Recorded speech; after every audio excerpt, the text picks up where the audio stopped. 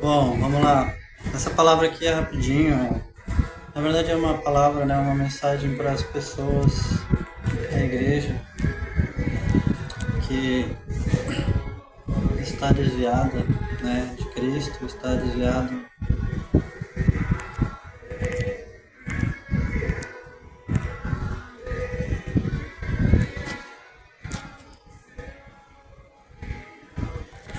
Está desviado de Cristo, está desviado, né, da igreja, não se reúne mais nas denominações, né? Seja por motivos, né, religiosos, teológicos, né?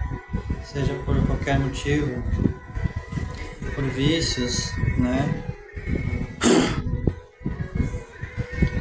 Eu vou começar aqui abrindo a palavra Ezequiel 22. Antes de tudo, eu vou, né, esse capítulo é um capítulo profético, vou ler aqui o contexto rapidinho, né? Antes de tudo, é um capítulo profético escrito pelo próprio profeta Ezequiel, dirigido ao povo de Israel em Jerusalém, denunciando sua corrupção, idolatria e injustiça social. Pouco antes da queda da cidade, em 586 a.C., o texto mostra que práticas como imoralidade sexual, idolatria, opressão de estrangeiros, desprezo por órfãos e exploração dos pobres eram considerados pecados graves contra Deus. O profeta Ezequiel, sacerdote e profeta do exílio babilônio, destinatário ao povo de Israel, especialmente aos habitantes de Jerusalém. A localização: Jerusalém, pouco antes da sua destruição pelos babilônios em 586 a.C. O povo havia se afastado da aliança com Deus, praticando injustiças sociais, corrupção e idolatria. Deus anuncia o juízo porque não encontrou intercessores que se colocassem na brecha pelo povo.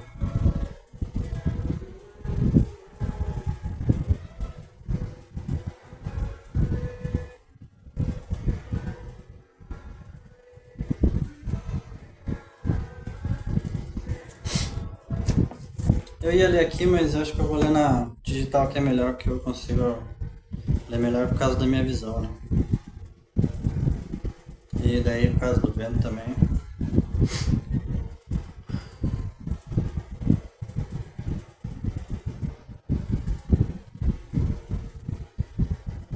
Ezequiel 22 na Bíblia, né? NTLH.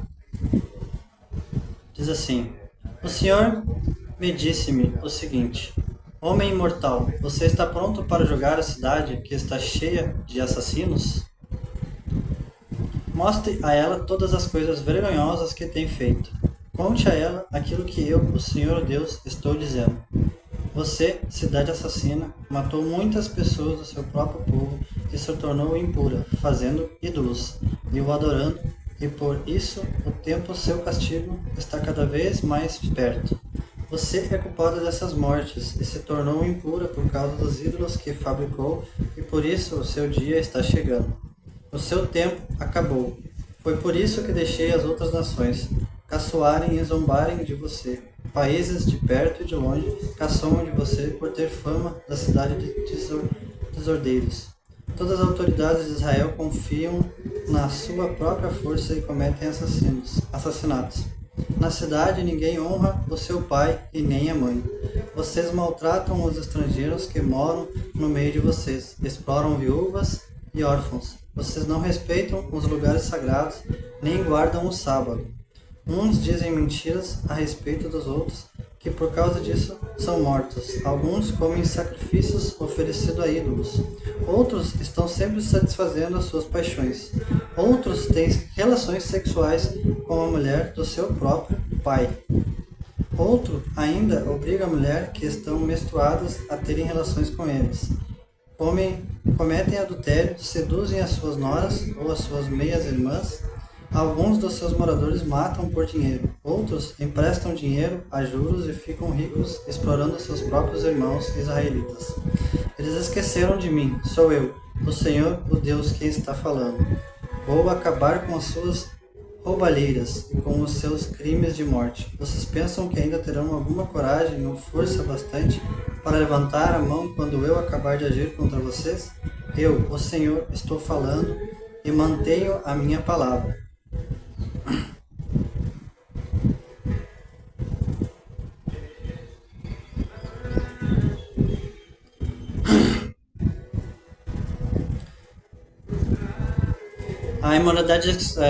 A imoralidade sexual, né? Nesse texto, nessa carta profética, né? Do profeta Jeremias. Relações lícitas e perversões que violaram a lei de Deus, vistas como sintomas de degradação espiritual. Práticas pecaminosas, corrupção, violência, derramamento de sangue inocente, desrespeito ao sábado, blasfêmia contra o nome divino. Imagens idólatras, adoração de ídolos e cultos pagãos, substituindo a devoção a Deus de Israel. Oprimir estrangeiros, negar justiça e explorar os que não eram israelitas, em contraste com a lei que mandava proteger o estrangeiro. Desprezar órfãos e viúvas, falta de compaixão com os mais vulneráveis, algo condenado repetidamente pelos profetas. Comer sacrifícios pagãos, participar de rituais idólatras e banquetes dedicados a deuses falsos. Impiedade, líderes povos viviam em corrupção, sem buscar justiça ou santidade.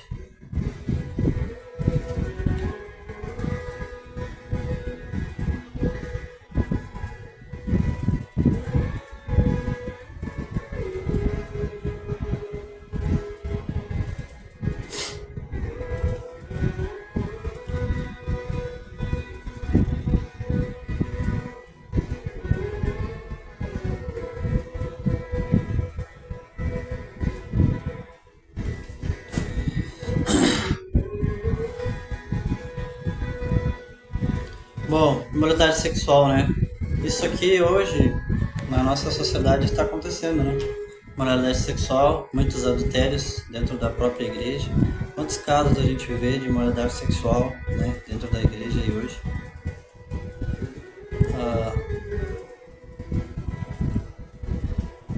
Práticas pecaminosas, né?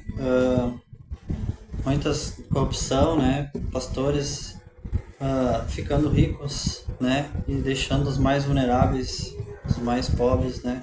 Não só os pobres, mas a própria igreja em si, né? Precisando de ajuda. Quando um irmão precisa de ajuda, ele bate nas costas do irmão e diz: vamos orar, né? Quando era para ele dar um suporte para esse irmão, ou até a própria igreja dar um suporte para esse irmão. Eu falo isso porque eu vim de uma igreja onde, quando eu fiquei desempregado, fizeram vaquinha para mim e me ajudaram. Os pastores e os irmãos lá da igreja fizeram uma vaquinha para me ajudar e levaram na minha casa. Então, eu falo isso por isso, porque a igreja verdadeira é assim. É o pastor, é os irmãos que se unem quando um irmão está necessitado e ajuda aquele irmão. Essa é a igreja de Cristo. Eu sei que existem pastores falsos e que existem pastores verdadeiros.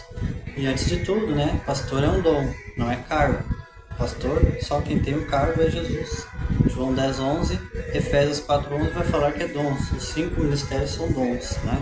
Quem colocou cargos e intitulizou cargos foi a denominação católica, né? Então, a Bíblia defende que só existe um pastor, Jesus, né? Os ministérios, né? 5 ministérios, não são 5 ministérios, mas todos os ministérios que existem, né? De presbítero, de discípulo e tudo mais são dons, né? Então, muitos pastores, né? Existem pastores bons que fazem a obra de verdade por amor, né? Eu conheço vários. Aqui em Santo Ângelo eu conheço 2, né? Que é o meu antigo pastor, o pastor Nelson, e tem o pastor que eu estou indo hoje, que é o pastor Gilmar, da Quadrangular aí, né? Mas existem pastores que estão, né, roubando da lã dos fiéis, né? As imagens idólatras, né? Naquele tempo, culto a deuses falsos que levavam o povo a abandonar a justiça e a misericórdia. Bom, quanto idolatria temos aí até na igreja evangélica hoje, né? Tem lá na Assembleia de Deus, acho que foi em Belém, fizeram, né, uma estátua do pastor, né? Esqueci o nome do pastor agora. Pesquisa na internet que você vai ver que é uma imagem que fizeram dele de uma escultura do pastor, né? Foi em Belém. Eu queria reagir muito ao vídeo, né? Desse vídeo, dessa reportagem, mas eu não quero. Eu quero focar na palavra, eu quero focar na mensagem. Então, mas pesquisa e depois você vai ver que tem até um museu lá desse caso aí, foi em Belém, foi na Assembleia, que ele é, se eu não me engano, ele é líder das Assembleias, né? Então ele é um pastor, agora eu esqueci o nome dele. Deixa eu ver se eu pego aqui rapidão, só o nome dele.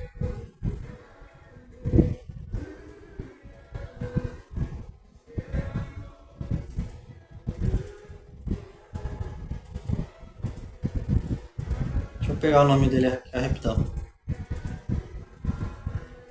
Ó, Pastor José Wellington Bezerra da Costa, líder histórico da Assembleia de Deus no Brasil, inaugurado em praça pública durante as comemorações dos seus 90 anos de vida e ministério. Né? Então, é um dos principais líderes da Assembleia de Deus no Brasil, tendo presidido a Convenção Geral das Assembleias de Deus por décadas. Foi em Belém mesmo. Né? Depois você pesquisa aí o nome dele lá e a cidade, você vai ver a estátua dele. Literalmente fizeram uma estátua desse pastor, ou seja, idolatria, né? Aí a gente que é cristão, né, que acredita na palavra de Deus, sabe que tu se ajoelhar diante de uma estátua, isso é idolatria, né? Seja Nossa Senhora, seja, né? Eu não estou aqui julgando nenhum católico, tá?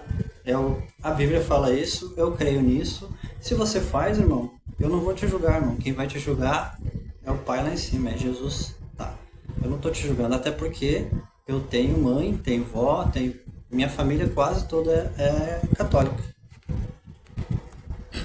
E eu não vou te julgar, entendeu? Não tô te julgando. Mas a palavra fala que isso é idolatria. Mas a idolatria não é só tu se ajoelhar diante de uma estátua. Idolatria eu posso idolatrar, por exemplo, até minha mulher.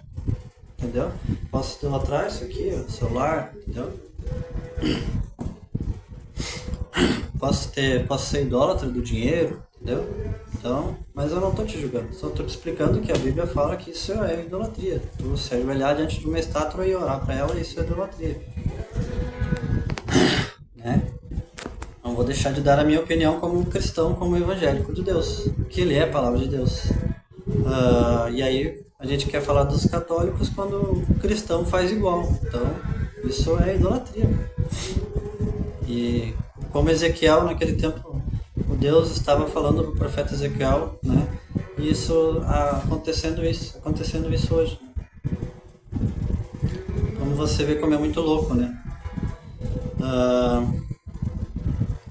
Deixa eu ver mais aqui.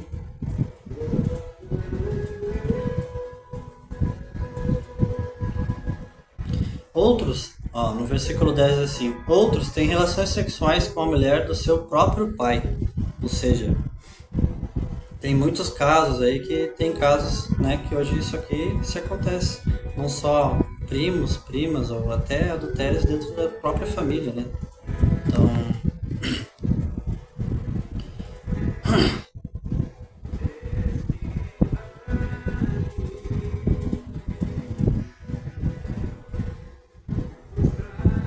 cometem adultério, seduzem as suas noras ou as suas meias-irmãs. Ou seja, isso aqui acontece hoje, não só noras e irmãs, mas, né, dentro da própria igreja, entre os irmãos ali, né? Quantos casos tem por aí, né? Você pesquisar na internet, você vai achar vários aí, né?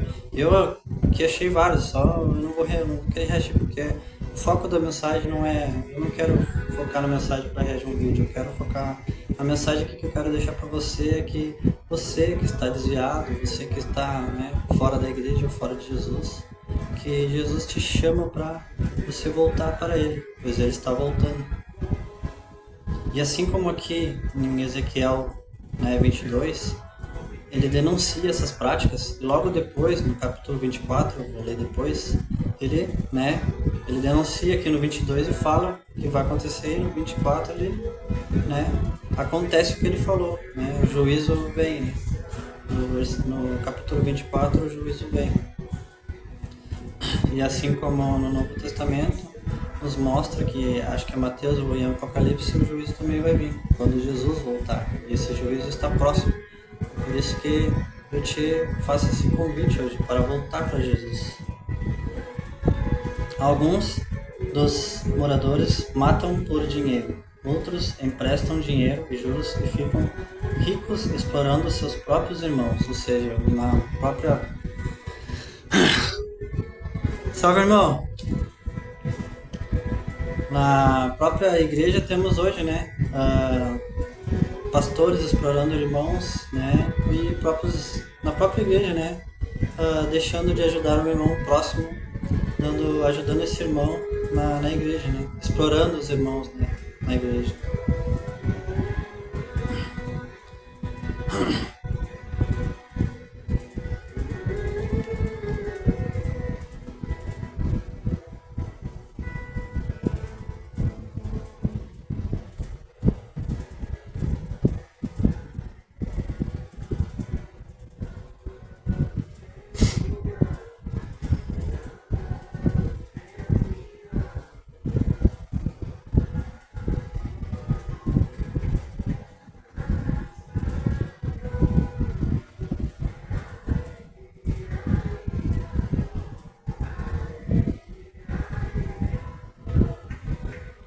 Salve, Daniel! Fala aí, irmão, como é que está?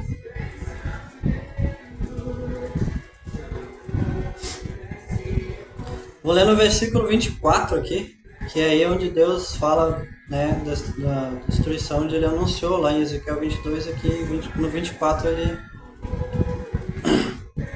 diz assim, começa assim, no 24 diz assim: no ano 9 do nosso cativeiro, no dia 10 do 10º mês, o Senhor me disse o seguinte: homem imortal, escreva a data até hoje, porque este é o dia em que o rei da Babilônia está começando o cerco de Jerusalém. Conte ao meu povo rebelde esta comparação que eu, o Senhor Deus, tenho para eles. Ponha, porém, o freio enche a água. Não é 24, acho que é 23. Deixa eu ver aqui rapidão.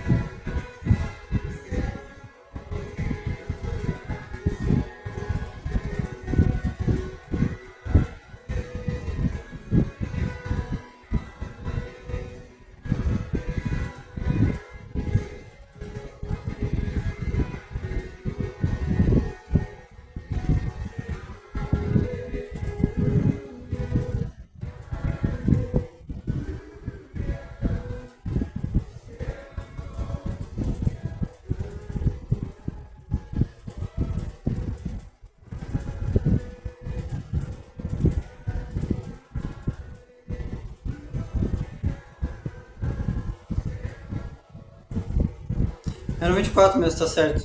Tá certo.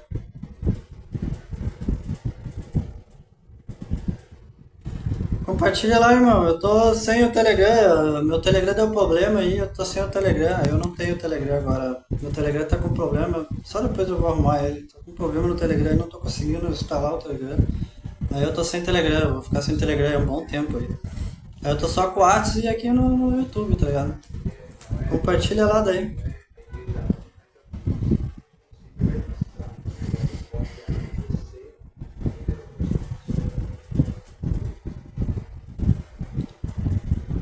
No versículo, né, capítulo Ezequiel de 24, no versículo 5, diz assim: Pega a carne do melhor carneiro, amontoe lenha debaixo da panela, deixa a água ferver e ferva os ossos e a carne. Agora, que o Senhor Deus está dizendo isto: Ai da cidade dos assassinos, é como uma panela enferrujada que nunca foi lavada. Tira-se de dentro dela carne pedaço por pedaço e não sobra nada. Havia crime de morte na cidade, mas o sangue não foi derramado no chão, onde o pó poderia esconder. O sangue foi derramado sobre a rocha nua. Deixei o sangue ali, onde não pode ser escondido, onde com ódio está pedindo vingança. Por isso, o Senhor Deus está dizendo o seguinte: Ai da cidade dos assassinos, eu mesmo empilharei lenha para a fogueira. Traga mais lenha, acenda o fogo, cozinhe a carne, deixe o caldo ferver até secar, que os ossos fiquem torrados. Agora, deixe a panela vazia em cima das brasas até que fique vermelha. Assim, o fogo acabará com a ferrugem e a panela deixará de ser impura. Trabalho perdido. Toda a ferrugem não vai desaparecer nas chamas. Jerusalém, os seus atos imorais mancharam você. Eu tentei purificá-la, mas você continua impura. Você não será pura de novo, até que sinta toda a força da minha ira.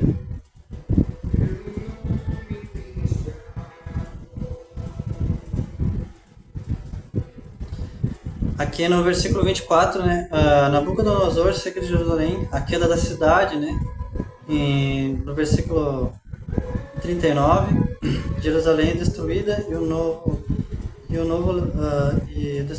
e o povo levado ao exílio. O juízo não foi imediato, mas progressivo. Primeiro anunciado, né, em Ezequiel 22, como acabei de ler, e depois iniciado como cerco, finalmente consumado e na destruição. Mostra de que Deus dá tempo para arrependimento, mas quanto ao povo, insiste em rebeldia e o juízo se cumpre. Ou seja, em Ezequiel 22 ele anuncia, né? E depois em 24 ele faz o que ele anunciou no Ezequiel 22. Tudo isso, né, aconteceu no Velho Testamento. E eu queria ler agora rapidão aqui em Lucas, que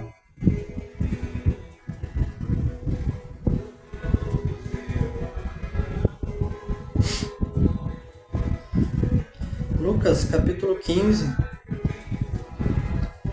do 11 em diante, que é a parábola do filho pródigo, né? Que diz assim: E Jesus disse ainda: Um homem tinha 2 filhos.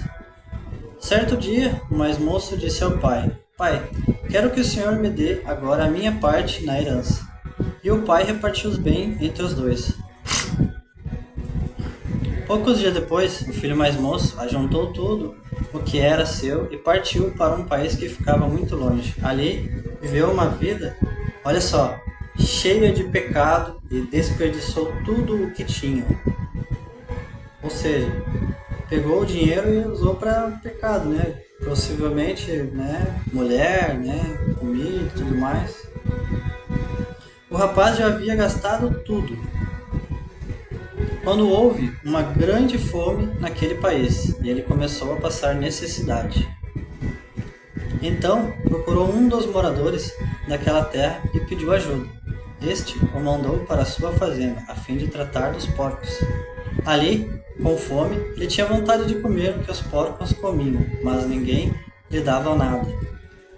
Caindo em si, ele pensou: quantos trabalhadores do meu pai têm comida de sobra e eu estou aqui morrendo de fome? Vou voltar para a casa do meu pai e dizer: Pai, pequei contra Deus e contra o Senhor, e não mereço mais ser chamado de seu filho. Me aceite como um dos seus trabalhadores. Então saiu dali e voltou para a casa do pai. Quando o rapaz ainda estava longe de casa, o pai avistou e, com muita pena do filho, correu e o abraçou e beijou. E o filho disse: Pai, pequei contra Deus e contra o Senhor, e não mereço mais ser chamado de seu filho. Mas o pai ordenou aos empregados: depressa, tragam a melhor roupa e vistam nele, ponham um anel do dedo nele e sandálias nos seus pés. Também tragam e matem o bezerro gordo. Vamos começar a festejar, porque este meu filho estava morto e viveu de novo. Estava perdido e foi achado. E começaram a festa. Enquanto isso, o filho mais velho estava no campo. Quando ele voltou e chegou perto da casa, ouviu a música e o barulho da dança. Então chamou um empregado e perguntou: o que é que está acontecendo? E o empregado respondeu: o seu irmão voltou para casa vivo e com saúde. Por isso seu pai mandou matar o bezerro gordo. O filho mais velho ficou zangado e não quis entrar. Então o pai veio para fora e insistiu com ele para que entrasse. Mas ele respondeu: faz tantos anos que trabalho como um escravo para o Senhor e nunca desobedeci a uma ordem sua. Mesmo assim, o Senhor nunca me deu nem ao menos um cabrito para eu fazer uma festa com os meus amigos. Porém, este seu filho desperdiçou tudo o que era do Senhor, gastando dinheiro com prostitutas. Olha só, mulher, né? E agora ele volta, o Senhor manda matar o bezerro gordo. Então o pai respondeu: meu filho, você está sempre comigo, e tudo que é meu é seu. Mas era preciso fazer essa festa para mostrar a nossa alegria, pois este seu irmão estava morto e viveu de novo, estava perdido e foi achado. Ou seja, o que a parábola do filho pródigo nos mostra? Para você que está perdido, né? Para você que está fora da igreja, né? Fora da denominação, vou falar da denominação, né? Mas a igreja somos nós, né? Pessoas, mas a denominação não deixa de ser igreja, porque pessoas que estão lá se reunindo são igreja, então não deixa de ser igreja. Para você que está, né, desviado de Deus, desviado de Cristo, né? Por vícios, pornografia, por mulheres, prostitutas, né? Por querer, né? Por maconha, cigarro, vícios, né? Vaidade, todos esses vícios. Você que se desviou por algum motivo, de repente, porque se desenganou com a igreja, porque alguém te enganou, né? Falsos mestres. Quantos falsos mestres temos aí, né? No meu canal aqui mesmo tem um falso mestre ensinando a homens a não se casar, entendeu? Então, quantos falsos mestres temos aí, né? Usando a palavra de Deus, né? E desiludido muitas pessoas, muitos cristãos, muitos servos de Deus.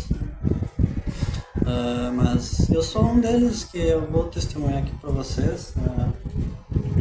Eu fui enganado, né? Fui enganado por esse cara que eu reagi aqui no canal. Não vou citar nomes, porque a mensagem não é essa. Fui enganado também, né? Pela própria igreja, porque quando eu não conhecia a palavra, muitos diziam para mim: você está roubando de Deus, você deve se acertar com Deus porque você não está dando dízimo, né? Citando Malaquias, né? Aí depois que eu li, entendi Malaquias, né? Porque quando você lê Malaquias, né, você entende o que é. Malaquias era o contexto, não era dinheiro, era comida, era para o templo de Jerusalém, era para órfãos, viúvas e necessitados e para sacerdotes e levitas, certo? É o básico, é o que está lá em Malaquias.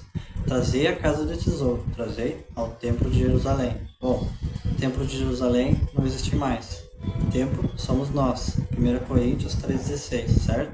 Sacerdote também vai falar que somos nós. Apocalipse. E o sumo sacerdote é Jesus. Levitas não existe mais, certo? Tudo isso, então, aí como que eu aplico?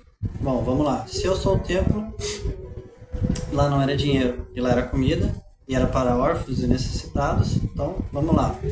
Eu pegando esse versículo, né? Pegando esse capítulo de Malaquias, como é que eu vou aplicar ele? Bom, eu vou ter que pegar o resto da Bíblia, porque não adianta eu pegar uma parte da Bíblia e só citar ela e acabou. Pera aí, tem mais? A Bíblia tem mais. Malaquias, antes de Malaquias e depois de Malaquias, novo. Aí eu vou fazer o quê? Vou pegar um novo. 1 Coríntios 9 vai falar que dê de todo o teu coração e dê o que você quiser. Certo? Certo. Atos 2,44 e 4,33 vai falar que os irmãos vendiam tudo que tinham e davam entre eles e não ficava um necessitado. Vai lá e lê, tá lá, Atos 4:33 e 3:44, ou 34, se não me engano. Só você ler. Aí, como é que eu aplico? Bom, vamos lá. Eu aplico assim, lendo os textos e como eu acabei de falar aqui. Bom, eu vou pegar o meu dízimo, 10%. Se eu quiser dar o dízimo, eu vou dar de coração. Eu tenho que dar de coração. E antes de eu dar de coração, eu não posso deixar a minha casa, meu filho, minha mulher e a minha casa passar necessidade. Porque em 1 João, acho que é, 3:19 vai falar: se você deixar o irmão necessitado, como pode o amor de Deus habitar dentro de você? Ou seja, então, eu não posso deixar a minha casa, o meu filho, né, necessitando de um leite para dar para a igreja, né, para dar para o pastor. Ou seja, primeiramente, eu vou deixar a minha casa não passando necessidade. Depois, esse dinheiro do dízimo, né, se eu for fazer, eu tenho que dar de todo o meu coração, aí eu posso dar para a igreja. Mas eu não posso dar esse dízimo, porque o pastor falou que eu vou pro inferno, ou por medo, ou porque eu tenho que me acertar com Deus. Não, isso é totalmente errado.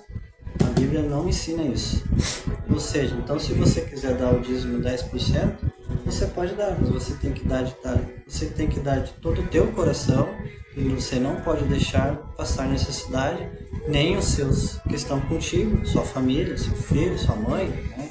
E se você ver alguém na rua também passando necessidade, ou um irmão precisando de ajuda, te pedir ajuda, porque ele está passando por necessidade, você não pode deixar de ajudá-lo. Ou seja, você é obrigado a ajudá-lo, aquele irmão, antes de dar esse dízimo. É assim que eu aplico esse conceito lendo a Bíblia, né? Eu não dou dízimo, eu dou ofertas voluntárias, que é o que está no Novo Testamento, como eu acabei de citar. 1 Coríntios, Atos 2:44 e 4:33, né? Vai lá e lê. Eu dou ofertas voluntárias.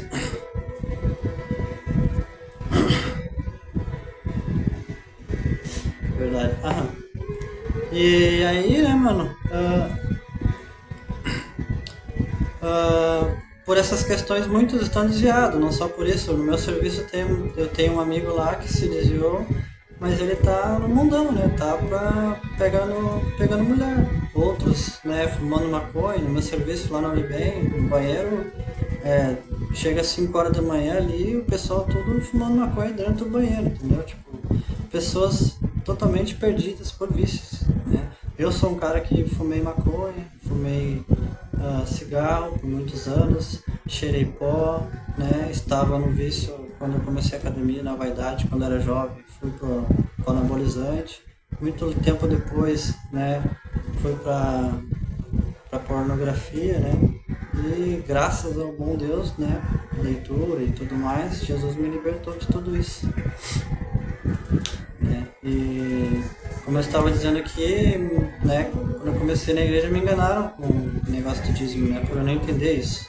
E aí depois que eu li tudo e fui lendo a Bíblia, eu entendi que eu aplico assim hoje e eu não sou enganado. Então, ou seja, mas muitos líderes, né, religiosos usam disso e enganam pessoas. Então, aí essas pessoas que não leem a Bíblia, que, né, por não ler, não ler a Bíblia, não querer ler a Bíblia, acabam sendo enganadas e daí se ficam, como é que eu vou dizer, não bravas, mas desiludidas com o sistema religioso, desiludidas com a denominação, né? E acabam não indo mais na igreja, não indo mais na denominação. Mas você precisa ir na denominação, porque a própria Bíblia fala pra gente ir. Hebreus 10:25 vai falar para nós nos reunir. Os apóstolos, e ali em Atos, onde eu acabei de citar, 4:33 e 3:44, eles se reuniam, né? Repartiam os bens entre eles e se reuniam tendo comunhão, né? Ceando e tudo mais. Então devemos sim se reunir numa denominação. Devemos sim termos um líder, né? Termos um pastor. Eu sei que pastor é um dom, não existe cargo, mas temos sim um pastor. Temos que ter um pastor para nos orientar, e para isso a gente vai ter que ler a Bíblia, orar, jejuar, ter discernimento e ter uma pessoa que seja coerente com a palavra, que seja, né, um pastor, que seja um líder, que seja centrado na palavra, que seja humilde e que não esteja ensinando a palavra de Deus por dinheiro e nem por riquezas, mas para que ele realmente seja um pastor que cuide das ovelhas, como diz, como Jesus disse para Pedro, né? Pedro, apacentai as minhas ovelhas, ou seja, né? O dom do pastor, o dom de pastorear, ele é um dom, ele não é feito por dinheiro, não é feito por dinheiro, por nada, ele é um dom, uma pessoa faz isso porque ama, né? Então você precisa achar um pastor que faça o que ele faz por amor.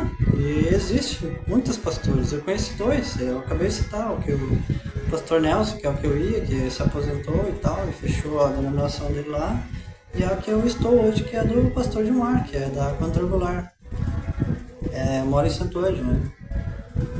Então, devemos sim ter um pastor, mas para isso você tem que ter o discernimento. Então, essa palavra, né, essa mensagem neste vídeo hoje é para que você que está desviado, está fora da denominação, está no mundo aí, curtindo a vida, né, com prostitutas, né, vícios e tudo mais, está perdido no mundão, né, essa palavra veio no meu coração para falar para vocês.